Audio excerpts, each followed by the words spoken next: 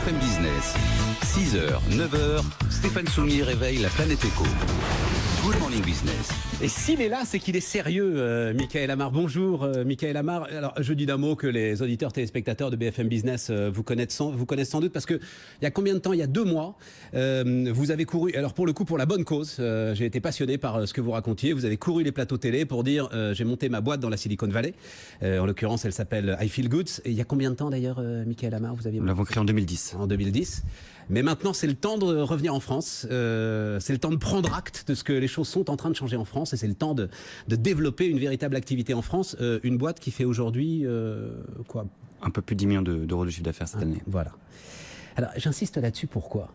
Parce que je suis affolé par ce que vous allez proposer, mettre sur le marché, Michael Amar. Donc, vous avez racheté récemment une activité de carte cadeau pour vous diversifier, pour diversifier I Feel Good.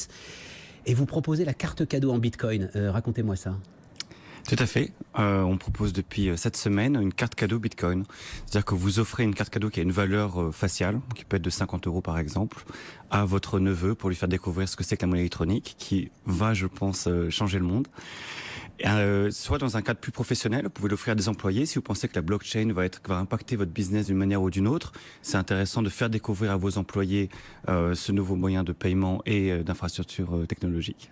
Alors, mais attendez, c'est 50 € ou c'est une fraction de Bitcoin? Non. Parce que ça change tout. C'est-à-dire, ma carte cadeau, elle va être soumise aux aléas du Bitcoin, ou c'est vous qui allez prendre à votre compte ces aléas?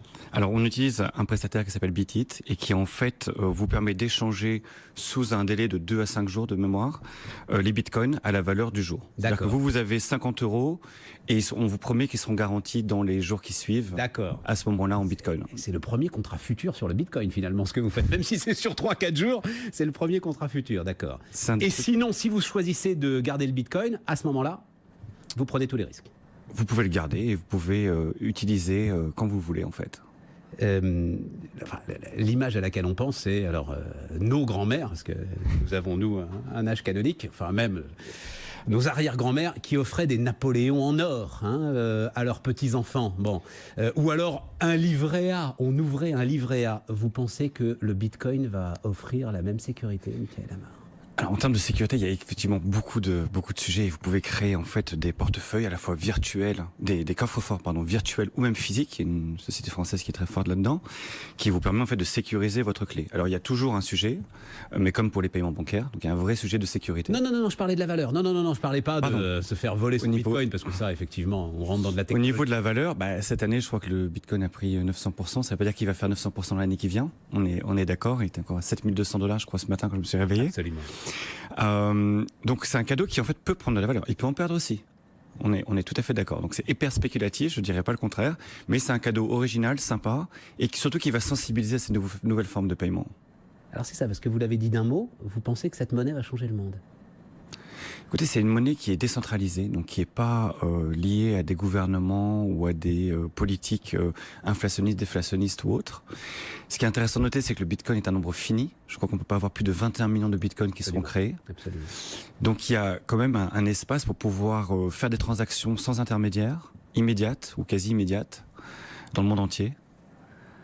Ça change.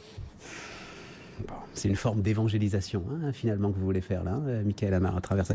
Comment est-ce qu'on... Alors, donc c'est sous la marque I Feel Good qu'elle est vendue, cette carte cadeau? Non, donc on a une société qui s'appelle Ma Carte Cadeau, qui vend en site e-commerce sur macartecadeau.com, donc des cartes de la Redoute, des Galeries Lafayette, de la Fnac, mais aussi une carte Bitcoin, qui est faite par un fournisseur qui s'appelle Bitit. Michael Amar, donc, avec nous ce matin sur BFM Business.